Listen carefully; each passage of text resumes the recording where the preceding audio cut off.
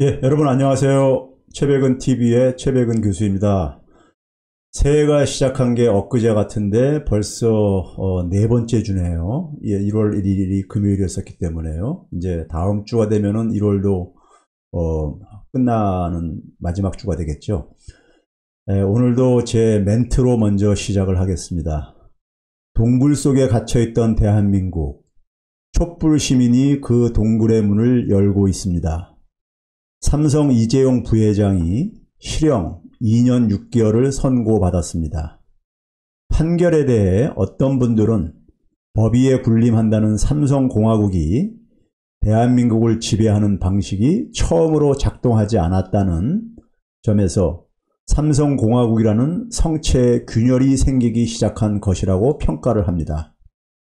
그렇지만 다른 한쪽에서는 일명 특경법이라 부르는, 말이 길죠. 특정경제범죄 가중처벌 등에 관한 법률은 50억 원이 넘는 뇌물에 대한 형량을 최소 징역 5년으로 규정하고 있고, 대법원에서 인정한 이재용의 뇌물 금액이 86억 원인데 2년 6개월 선고를 받았을 뿐이라고 분개를 하고 있습니다. 판사가 재량으로 감량을 해준 것입니다. 이재용 판결의 의미와 한계, 이것이 대한민국의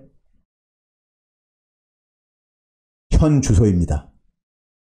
그러나 우리는 이제 컴컴한 동굴의 문을 열기 시작했을 뿐입니다. 많은 국민이 지친다고 말하는 이유입니다. 우리는 이제 어두컴컴한 동굴의 문을 열기 시작한 것입니다. 이제 시작에 불과합니다. 여기까지 오기 위해 얼마나 많은 희생을 치렀습니까? 많은 분들의 희생으로 만들어진 촛불 민주주의 때문에 이것조차 가능한 것이었습니다. 그리고 촛불 시민이 분열하지 않는 한 촛불 민주주의는 되돌릴 수 없습니다. 2016년 겨울 박근혜 탄핵으로 대한민국의 새로운 세상이 열렸다고 생각했습니다. 박근혜가 뇌물, 국고손실, 직권남용 혐의 등의 유죄로 인정돼 징역 20년형과 벌금 180억 원을 선고받았습니다. 박근혜는 앞서 공천 개입 혐의로 확정된 2년을 합쳐서 22년형을 선고받은 것입니다. 그에 앞서 지난해 10월 29일 이명박은 다스 자금 횡령과 삼성 뇌물 사건 등으로 징역 17년과 벌금 130억 원, 추징금 57억 8천여만 원을 선고받았습니다. 대한민국의 대통령을 지낸 두 사람이 중대범죄자로 판명난 것입니다. 그 자체로 두 사람은 국제사회에 대한민국과 국민을 부끄럽게 만들었습니다. 그런데 전직 대통령을 수행했던 두 사람은 국민에게 사과 한마디 없습니다. 이 두 사람으로부터 국민에게 용서를 구한다는 말을 기대할 수 있을까요? 이것은 결코 우연이 아닙니다. 전두환부터 고문 가해자들까지 진정한 사과를 하며 용서를 구한 적이 있습니까? 문재인 대통령께서 신년 기자회견에서 아직 사면을 말할 때가 아니라고 하시자 국힘당의 주호영 의원이 당신도 사면 대상이 될 수 있어라고 협박을 하는 현실입니다. 젊은 사람이라고 예외인가요? 윤서인이 독립운동가들의 후손들이 힘들고 어렵게 사는 모습을 비웃는 것이나 세월호 유가족들이 금식투쟁을 하는 면전에서 폭식투쟁을 하며 유가족들을 조롱하고 멸시하던 모습에서 제2의 이명박, 제2의 박근혜의 모습을 보게 됩니다. 이들은 위안부 피해자 할머니들에 대해 진정한 사과는커녕 농락을 멈추지 않는 일본 정부와 다를 바가 없습니다. 옛 성현은 부끄러움을 모르고 옳고 그름을 구분하지 못하면 사람이 아니라고 했습니다.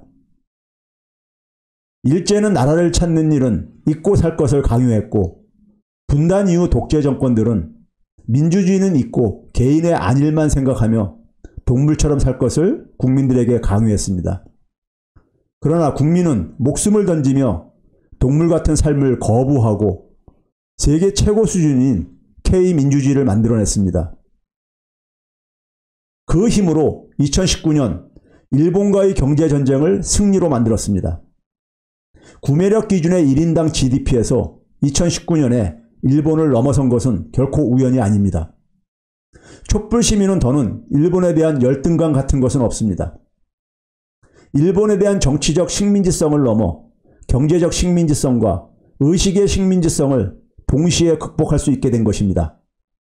제가 2019년 7월 중순 다스베이다에서 땡큐 아베를 말한 이유입니다. 그렇지만 100년 가까이 동물처럼 살아온 사람들도 적지 않습니다. 동물처럼 살면서 부끄러움도 모르는 이들이 활개를 치는 이유입니다. 우리 아이들이 살아갈 대한민국을 동물들이 살아가는 나라로 만들 수는 없습니다. 적어도 동물들이 부끄러워 얼굴을 들고 살 수 없을 때까지 지치지 맙시다. 최근 공수처 설치는 처음 제기된 1996년 이래 25년 만에 완수되었습니다. 대한민국 민주주의의 승리이자 지치지 않은 촛불 시민이 있었기에 가능한 일이었습니다. 동물들이 얼굴을 들고 살아갈 수 없게 하기 위해서는 추가적인 검찰개혁과 사법부 개혁과 언론개혁은 반드시 관철시켜야만 합니다.